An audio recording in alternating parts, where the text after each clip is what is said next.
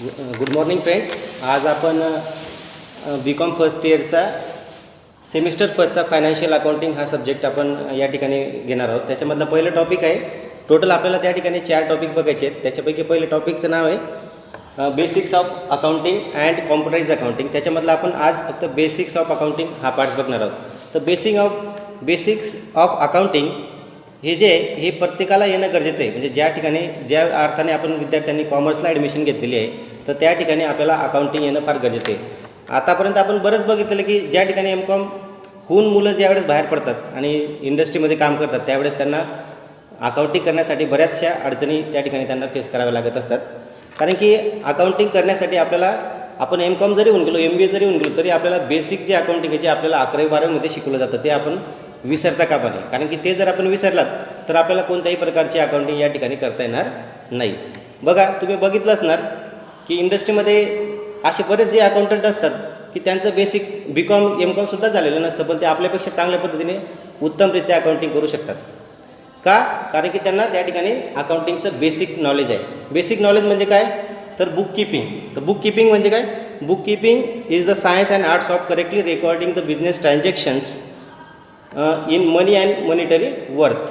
म्हणजे तुम्ही कुठलेही बिझनेस ट्रान्झॅक्शन असू द्या ते जर तुम्ही त्या ठिकाणी व्यवस्थित नोंद, म्हणजे अकाउंटिंग जर म्हटलं तर अकाउंटिंगची डेफिनेशन बघायची म्हटली तर accounting is a systematically process of classifying, recording, identifying and journalizing the business transactions.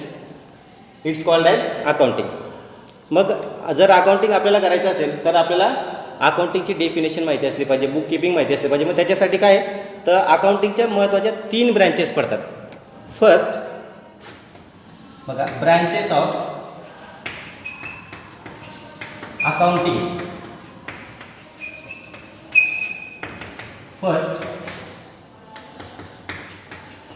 Financial accounting.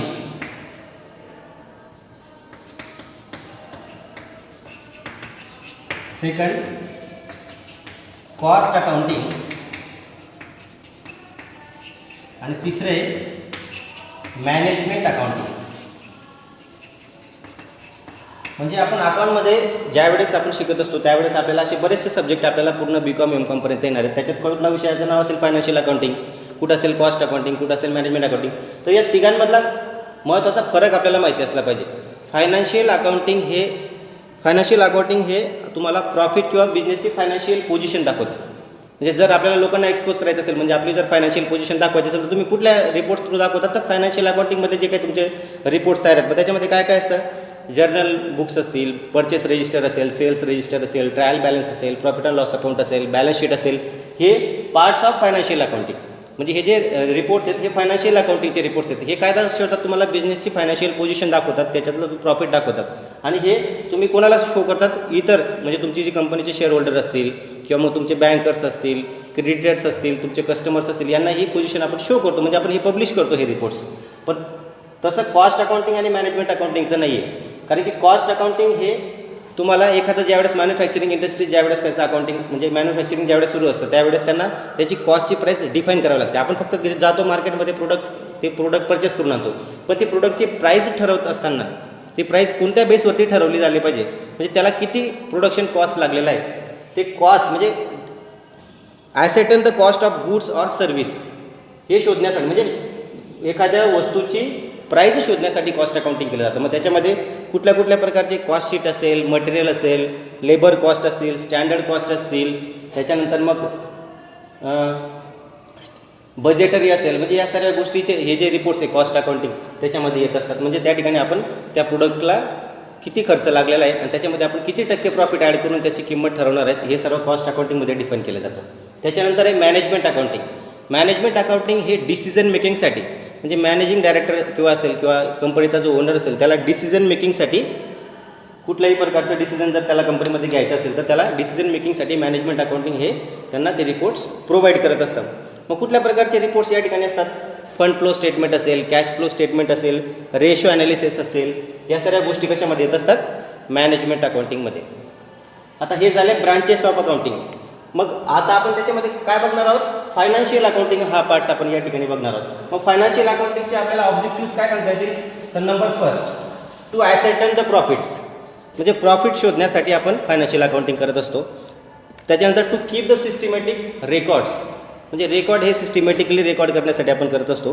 त्याच्यानंतर मग to ascertain the financial position of the business, म्हणजे बिझनेसची फायनान्शियल पोझिशन जाणून घेण्यासाठी आपल्याला फायनान्शियल अकाउंटिंगची किंवा हे फायनान्शियल अकाउंटिंगचं एक उद्दिष्ट आहे. त्याच्यानंतर to assist in decision making, म्हणजे डिसिजन मेकिंगसाठी सुद्धा फायनान्शियल अकाउंटिंग आपल्याला मदत करत असतं. To fulfil the compliance of law, म्हणजे कायदेशीर गोष्टींची पूर्तता करण्यासाठी सुद्धा फायनान्शियल, म्हणजे तुम्हाला इन्कम टॅक्स रिटर्न सबमिट करायचं असेल तर इन्कम टॅक्स रिटर्न तुम्ही कोणत्या बेसवरती करतात, फायनान्शियल अकाउंटिंगच्या बेसवरती त्या ठिकाणी तुम्ही सबमिट करतात. म्हणजे तुमचं सेल्स किती आहे, परचेस किती, प्रॉफिट किती आहे आणि त्या प्रॉफिटच्या बेसवरती तुम्हाला किती टॅक्स लागणार आहे हे कशावरनं करतं, तर फायनान्शियल अकाउंटिंगच्या याच्यावरनं करतं. त्याच्यानंतर टू नो द सॉल्वन्सी पोझिशन, एखादा बिझनेस सॉल्वंट आहे की नाही. सॉल्वंट म्हणजे काय, दिवाळखोर, म्हणजे इनसॉल्वंट म्हणजे काय, दिवाळखोर घोषित होणे, म्हणजे तो बिझनेस सुरू ठेवण्याचा पोझिशनला आहे का बंद करावा लागेल. जर तो वारंवार लॉसमध्ये सुरू होत असेल, चालत असेल तर त्याला आपण बंद केला पाहिजे. मग ती बिझनेसची सॉल्वंट आहे का नाही आहे हे कशावर आयडेंटिफाय होणार, फायनान्शियल अकाउंटिंग, म्हणजे हे सुद्धा फायनान्शियल अकाउंटिंगचं एक महत्त्वाचं उद्दिष्ट आहे असं आपल्याला सांगता येईल. बघा तुम्ही अकाउंटिंग हा विषय असा आहे की ज्या ठिकाणी तुम्ही कुठल्याही देशात गेलात म्हणजे तुम्हाला तुमचं उदरनिर्वाहासाठी हा सब्जेक्ट मदत करणार आहे. म्हणजे कुठल्याही देशात गेलात तर अकाउंटिंगचे स्टँडर्ड्स आहेत हे इंटरनॅशनली म्हणजे सारखेच, जवळजवळ सर्वांचे सारखे आहेत. म्हणजे अकाउंटिंग ही जी करण्याची पद्धत आहे ही कुठल्याही देशात गेलात तरी ती बदलणार नाही. जर तुम्हाला अकाउंटिंगचं चांगलं पद्धतीचं नॉलेज असेल तर तुम्ही देशामध्ये, जगामध्ये कुठेही जाऊन तुम्ही आपला उदरनिर्वाह बघू शकतात आणि नोकरी करू शकतात. आता पुढे बघूया आपण users of accounting information. Users of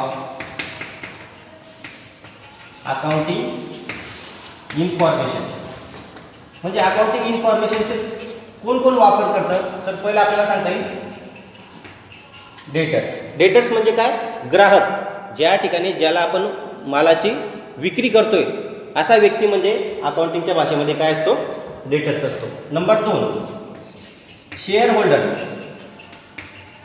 share holders हे कंपनीचे काय असतात, मालक असतात, ओनर्स असतात. म्हणजे यांना सुद्धा जर आपल्या बिझनेस, त्यांनी आता काय करतात, आता कोणताही बिझनेसमॅन काही स्वतः अकाउंटिंग करतो का, नाही, किंवा स्वतः बिझनेसमध्ये लक्ष देतो का, नाही, तो काय करतो त्या ठिकाणी इन्व्हेस्टमेंट करतो आणि इन्व्हेस्टमेंट केल्यानंतर सर्व जे कामकाज आहे ते लोकांची नियुक्ती करून, पगारी लोकांची नियुक्ती करून त्या ठिकाणी त्यांच्याकडनं करून घेत असतो. मग त्याला आपल्या बिझनेसमध्ये काय चाललं आहे किंवा आपल्या बिझनेसची फायनान्शियल पोझिशन काय, किती सेल झाला, किती परचेस झाला, किती खर्च झाला, तर आपल्याला किती प्रॉफिट झाला, हे सर्व कशावर करणार आहे, फायनान्शियल अकाउंटिंग. म्हणजे अकाउंटिंगच्या बेसवरती त्याला ते सर्व गोष्टी करणार आहेत. म्हणजे त्याचा वापर, त्याला अकाउंटिंगचा वापर कोण करतो, अजून शेअर होल्डर्स करतो. अजून कोण सांगता येईल आपल्याला, क्रेडिटर्स. बघा क्रेडिटर्स म्हणजे कोण, की जो आपल्या बिझनेसला माल सप्लाय करतो, म्हणजे सप्लायर्स इन शॉर्ट. म्हणजे सप्लायर्स, क्रेडिटर्स म्हणजे काय, सप्लायर्स. मग सप्लायर्स जर आपल्याला उधारीवरती माल प्रोव्हाइड करत असेल तर तो कुठल्या बेसवरती करणार, तुमची अकाउंटिंग बघून, म्हणजे तुमच्या अकाउंटिंगची जी काही पोझिशन असेल ते बघून. म्हणजे तुमचे जर ग्राफ त्याला दिसत असेल की हा प्रॉफिटेबल कंपनी आहे, त्याच्यानंतर मग यांची फायनान्शियल पोझिशन चांगली, म्हणजे यांना जर आपण उधारीवरती माल दिला तर हे आपल्याला आपले पैसे परत करू शकणार. ज्यावेळेस त्यांना ती खात्री पडते त्या रिपोर्ट्सवर त्यावेळेस ते आपल्याला माल प्रोव्हाइड करत असतात. म्हणजे अकाउंटिंग हे त्यांच्यासाठी सुद्धा युजफुल आहे. त्याच्यानंतर काय सांगता येईल, नंबर 3 इन्व्हेस्टर. बघा आपण शेअर मार्केटमध्ये शेअर्स खरेदी विक्री करतो की नाही, तर जर आपण शेअर मार्केटमध्ये जर शेअर्स खरेदी विक्री करायचे असतील तर आपण काय करतो, अगोदर त्या कंपनीची फायनान्शियल पोझिशन जाणून घेतो. मग फायनान्शियल पोझिशन कशावर न करते, आपल्याला त्या बिझनेसचे अकाउंटिंगचे जे रिपोर्ट्स आहेत ते बघून आपण त्या ठिकाणी ठरवत असतो की एखादी कंपनी प्रॉफिटेबल आहे की नाही आहे, हे त्यांचे ॲसेट्स किती आहेत, तरच आपण त्या कंपनीचा शेअर्स घेत असतो. म्हणजे शेअर म्हणजे इन्व्हेस्टरसुद्धा अकाउंटिंगचा वापर करत असतात असं आपल्याला सांगता येईल. त्याच्यानंतर कोण, नंबर 5 बँकर्स. बघा बँकर्ससुद्धा अकाउंटिंग इन्फॉर्मेशनचा वापर करत असतात. कारण की जर तुम्ही एखाद्या बँकेकडे जर लोन घ्यायला गेलात तर बँक काय बघणार, तुमचं बॅलन्स शीट आणा, तुमचे मागचे 3 वर्षाचं रिटर्न आणा, त्याच्या बेसवरती तुम्हाला ते ॲनालिसिस करून तुम्हाला किती लोन बसणार ते तुम्ही मागितलेलं लोन नाही देणार. ते त्यांना त्या फायनान्शियल जे स्टेटमेंट तुमचे अकाउंट, बुक्स ऑफ अकाउंट जे असतील त्याच्या बेसवरती ते ठरवून तुम्हाला किती लोन द्यायचं हे ठरवतात. म्हणजे काय, त्यांनासुद्धा युजफुल आहे इन्फॉर्मेशन असं आपल्याला म्हणता येईल.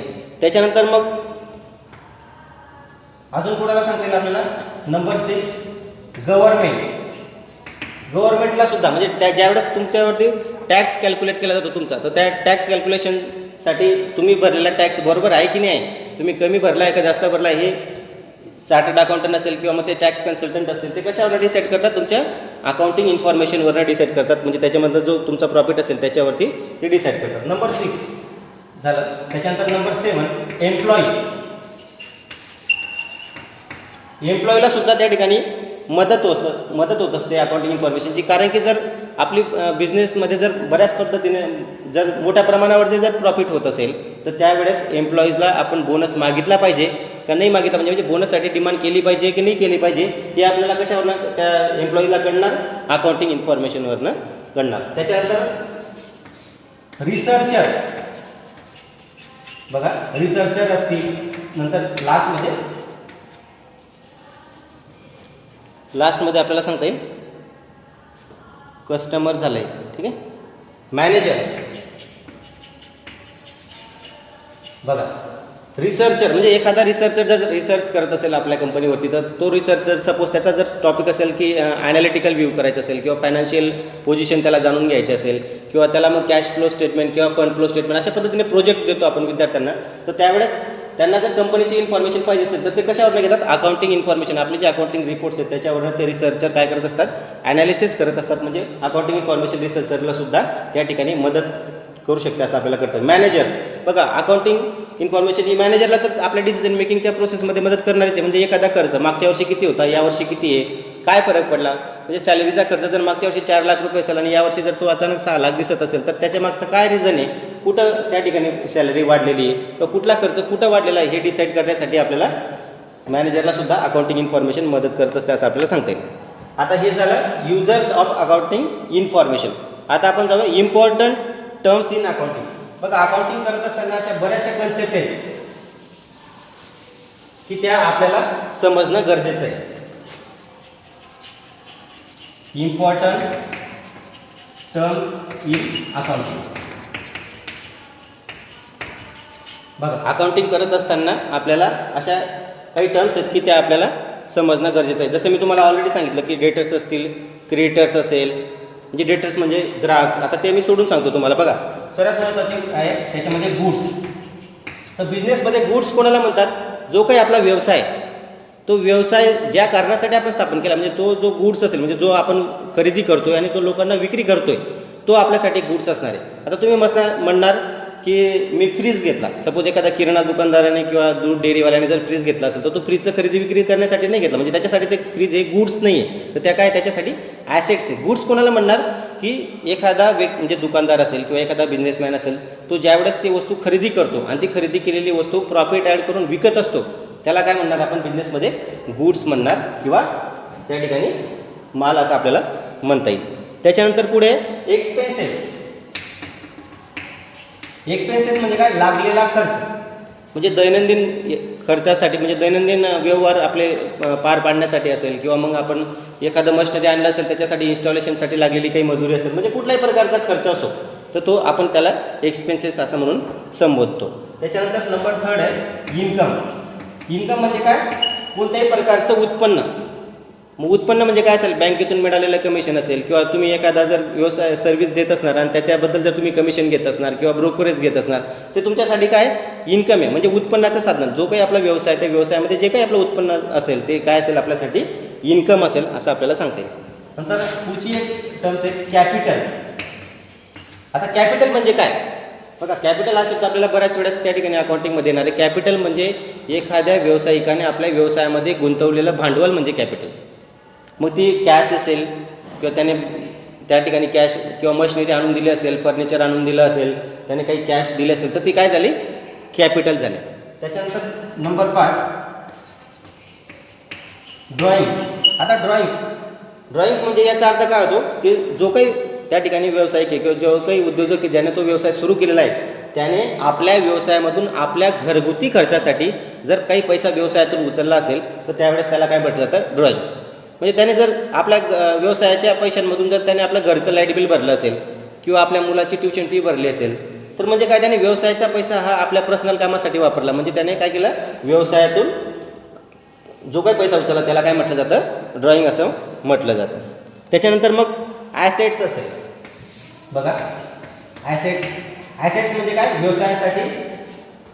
व्यवसायामध्ये असलेली मालमत्ता, म्हणजे ज्या पद्धतीचे मग फिक्स ॲसेट्स असतील, करंट ॲसेट्स असतील, हे ॲसेट्स म्हणजे काय, मालमत्ता. आपण मालमत्तेला म्हणजे व्यवसायामध्ये जी काही आपली मालमत्ता आहे ती मग बिल्डिंग असेल किंवा लँड असेल, कुठल्याही प्रकारची प्रॉपर्टी ती आपण ॲसेट्समध्ये मोडतो. नंतर लायबिलिटी. लायबिलिटीज म्हणजे काय?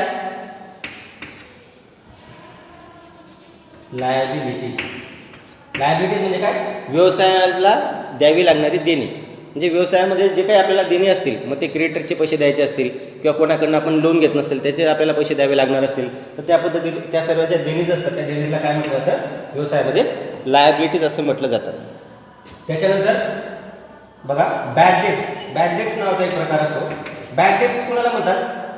म्हणजे एखाद्या ग्राहकाला तुम्ही उधारीवरती माल दिला आणि त्याने जर ते पैसे आपल्याला परत करण्यास नकार दिला किंवा तो पैसे आपल्याला देऊ शकला नाही किंवा वारंवार आपण त्याच्याकडनं पैसे मागितल्यानंतर सुद्धा तो जर आपल्याला पैसे द्यायला नकार देत असेल, तर त्यावेळेस त्याला काय म्हटलं जातं? ते पैशांना बॅड डेट्स म्हणून प्रोव्हिजन करून ठेवले जाते आणि कालांतराने ती बॅड डेट्स आपण आपला खर्च आहे, कारण की लॉस आहे की नाही. जर एखादा कस्टमर आपल्याला पैसे देत नसेल तर त्याला आपण काय म्हणणार? त्याला ते जी अमाऊंट आहे ती आपण बॅड डेट्समध्ये टाकणार आणि तो आपला लॉस म्हणून आपण त्याला प्रॉफिट लॉस अकाउंटच्या डेबिट साईडला टाकत असणार. त्याच्यानंतर अजून काय सांगतील आपल्याला? गुडविल. बघा गुडविल म्हणजे काय?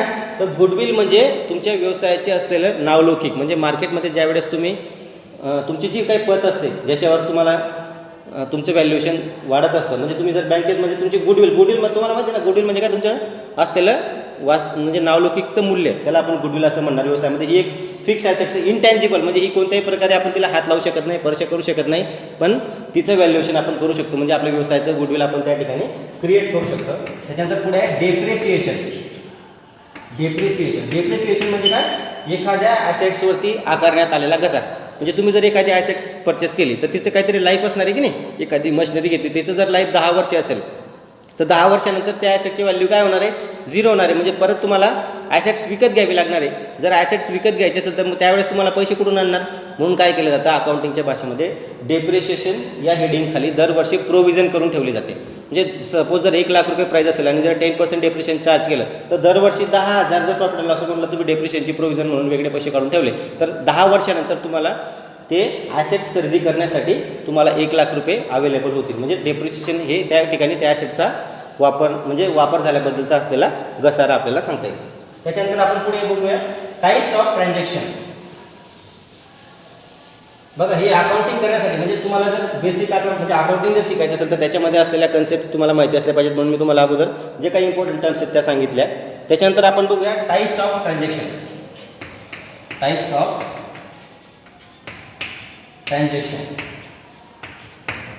ट्रान्झॅक्शन. तर first cash transaction. Number second credit transaction. आणि number third non cash transaction.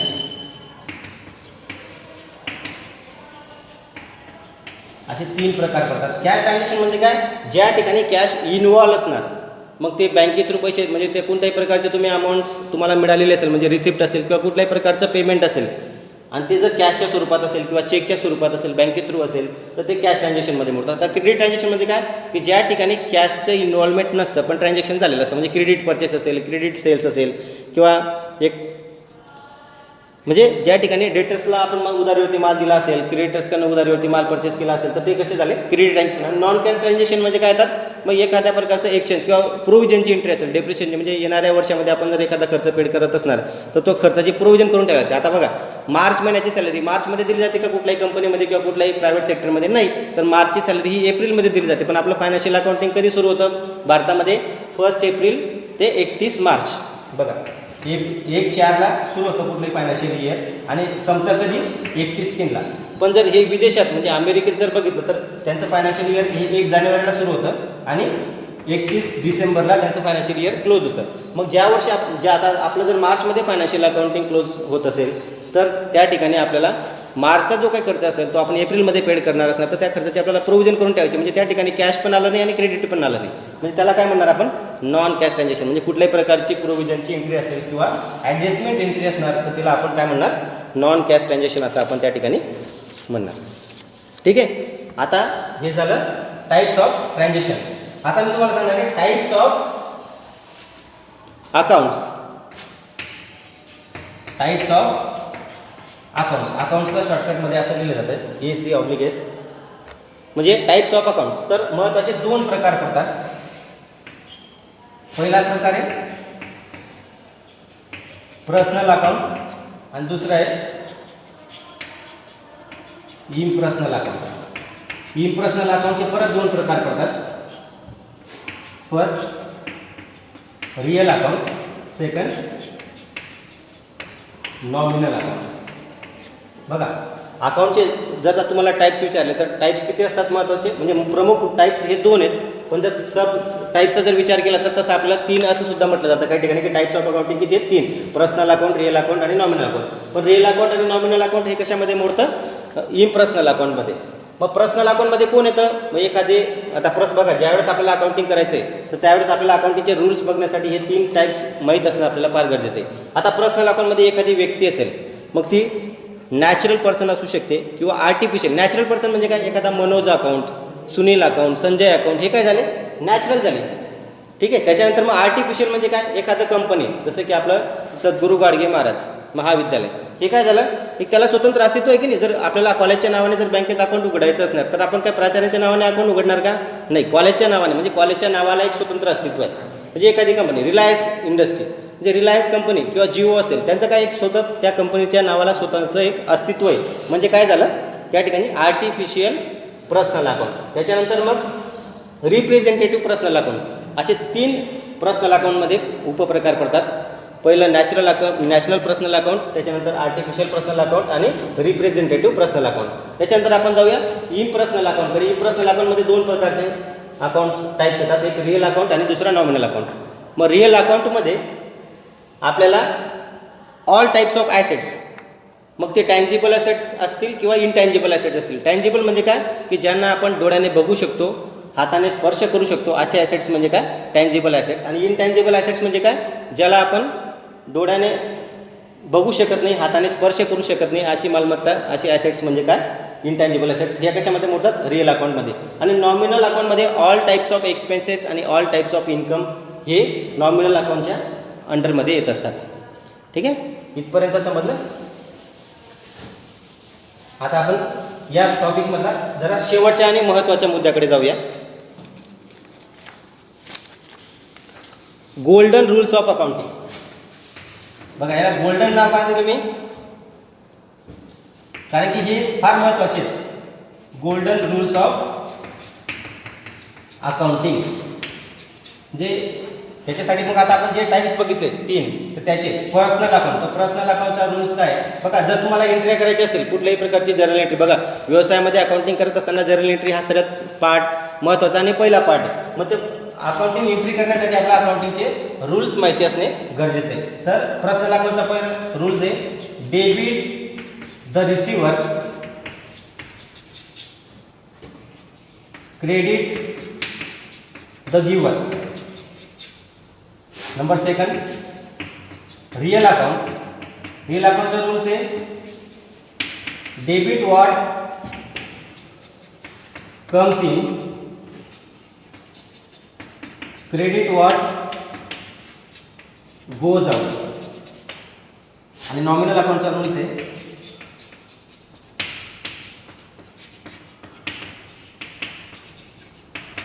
Debit the expenses and losses, credit the income and gains. बघा हे तीन रूल्स तुम्हाला माहीत असणे फार गरजेचं आहे. पर्सनल अकाउंट, पर्सनल अकाउंटचा रूल, पर्सनल अकाउंटमध्ये कोण येणार मी तुम्हाला सांगितलं ऑलरेडी. म्हणजे एखादं व्यक्ती, एखादी संस्था की ज्याला स्वतःच्या नावाला एक स्वतंत्र अस्तित्व अशी संस्था असेल, म्हणजे बँक असेल, म्हणजे HDFC बँक असेल, स्टेट बँक, म्हणजे त्या स्टेट बँक ऑफ इंडिया किंवा HDFC बँकला स्वतःच्या नावाला अस्तित्व आहे की नाही. मग त्या ठिकाणी त्यांना हा रूल्स आठवणार. म्हणजे डेबिट द रिसिव्हर, म्हणजे रिसिव्हर म्हणजे जर सपोज त्या एखाद्या ट्रान्झॅक्शनमध्ये तो व्यक्ती जर घेणारा असेल, म्हणजे त्याला जर कुठल्याही प्रकारची वस्तू मिळत असणार तर त्याला काय टाकणार आपण, डेबिटला टाकणार. त्याच्यानंतर पुढचा एक क्रेडिट द गिव्हर, म्हणजे जर देणारा असणार, सपोज ज्याच्याकडनं आपल्याला वस्तू येत असेल. आता फॉर एक्झाम्पल तुम्ही एखाद्या ग्राहकाला माल देतात, बरोबर, त्या ग्राहकाला वस्तू म्हणजे त्या ग्राहकाच्या, suppose Sunil, goods sell to Sunil, हे सुनीलला जर तुम्ही उधारीवरती माल विकला असेल तर सुनील हा त्या ठिकाणी काय आहे, रिसिव्हर आहे, म्हणून सुनील अकाउंट डेबिट येणार. आणि गुड्स तुमच्याकडनं जाते. आता गुड्स कशामध्ये मोडतं, रिअल अकाउंटमध्ये. म्हणजे ॲसेट्स आहे की नाही, म्हणजे अगोदर काय करायचं तुम्हाला ते बिझनेस ट्रान्झॅक्शनमध्ये तुम्हाला मिनिमम 2 ट्रान्झॅक्शन किंवा 2 अकाउंट त्या ठिकाणी आयडेंटिफाय करायचे. म्हणजे एखादं बिझनेस ट्रान्झॅक्शन घेतलात तर त्या ठिकाणी तुम्हाला मिनिमम 2 ट्रान्झॅक्शन फाइंड आउट करायचे आणि त्या ट्रान्झॅक्शन फाइंड आउट झाल्यानंतर त्याला हा रूल्स अप्लाय करायचा आहे. Debit the receiver, credit the giver. म्हणजे जर एखादा व्यक्ती जर रिसिव्हर असेल तर त्याला डेबिट टाका, जर तो गिव्हर असेल तर त्याला क्रेडिट टाका. प्रियल अकाउंटचा रूल्स काय म्हणतो, डेबिट व्हॉट कम्स इन. म्हणजे व्यवसायामध्ये जर तुमच्याकडे ॲसेट्स येत असेल तर कम्स इन म्हणजे येणे आणि गोज आउट म्हणजे जाणे. जर ॲसेट्स येत असेल तर ॲसेटच्या अकाउंटला डेबिट आणि क्रेडिट व्हॉट गोज आउट म्हणजे ॲसेट जर जात असेल तर ॲसेट्स अकाउंटला त्या ठिकाणी तुम्हाला काय करायचं आहे, क्रेडिट करायचं आहे. त्याच्यानंतर पुढचा रूल्स आहे nominal account, debit the expenses and losses. म्हणजे काय, debit the all the expenses असं सुद्धा म्हटलं जातं. Debit the all the expenses and losses म्हणजे कुठल्याही प्रकारचा खर्च असेल किंवा कुठल्याही प्रकारचा लॉस असेल तर त्याला डेबिट दाखवायचं आहे. आणि credit the income and gains म्हणजे कुठल्याही प्रकारचं उत्पन्न असेल किंवा प्रॉफिट असेल तर त्याला आपल्याला क्रेडिटला टाकायचं आहे. अशा पद्धतीने आपल्याला काय सांगता येईल, गोल्डन रूल्स ऑफ अकाउंटिंग. म्हणजे हे जे रूल्स आपल्याला येत असतील तरच आपण अकाउंटिंग करू शकणार किंवा जर्नल एंट्री पास करू शकणार. अजून बेसिक अकाउंटिंगमध्ये एक शेवटचा मुद्दा सांगावा असं मला वाटतंय, अकाउंटिंग सायकल.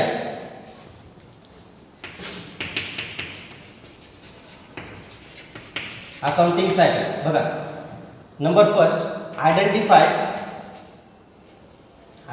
The transaction. सर्वात अगोदर काय केलं पाहिजे तुम्ही, ट्रान्झॅक्शन आयडेंटिफाय केलं पाहिजे. म्हणजे व्यवहार कोणता व्यवहार झालेला आहे त्या अगोदर तुम्हाला शोधायचं आहे. त्याच्यानंतर मग नंबर सेकंडमध्ये तुम्हाला काय करायचं आहे, जर्नल एंट्री करायची. त्याच्यानंतर मग त्याचं आपण काय करतो, लेजर पोस्टिंग करतो. त्याच्यानंतर मग आपण ट्रायल बॅलन्स तयार करतो.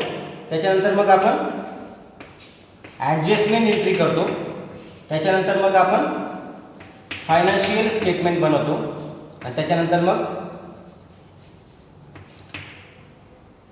परत आपण जातो आयडेंटिफाय द बिझनेस चार्जेस. म्हणजे एक अकाउंटिंग सायकल आहे. सर्वात अगोदर काय केलं जातं अकाउंटिंगमध्ये, ट्रान्झॅक्शन आयडेंटिफाय केलं जातं. त्याच्यानंतर मग त्याची जर्नल एंट्री केली जाते. ती जर्नल एंट्री केल्यानंतर त्याच्यावरनं त्याची लेजर पोस्टिंग केली जाते. लेजर पोस्टिंग झाल्यानंतर मग ते सर्व लेजर क्लोज झाल्यानंतर ट्रायल बॅलन्स तयार केला जातो. ट्रायल बॅलन्स तयार केल्यानंतर काही प्रोव्हिजनच्या एंट्री असतील किंवा काही ॲडजस्टमेंटच्या एंट्री असतील त्या अगोदर पास केल्या जातात. त्याच्यानंतर मग फायनान्शियल स्टेटमेंट तयार केलं जातं. मग त्याच्यामध्ये ट्रेडिंग अकाउंट असेल, प्रॉफिट अँड लॉस अकाउंट असेल, बॅलन्स शीट असेल, ते तयार केलं जातं. याला काय म्हटलं जातं, अकाउंटिंग सायकल असं म्हटलं जातं.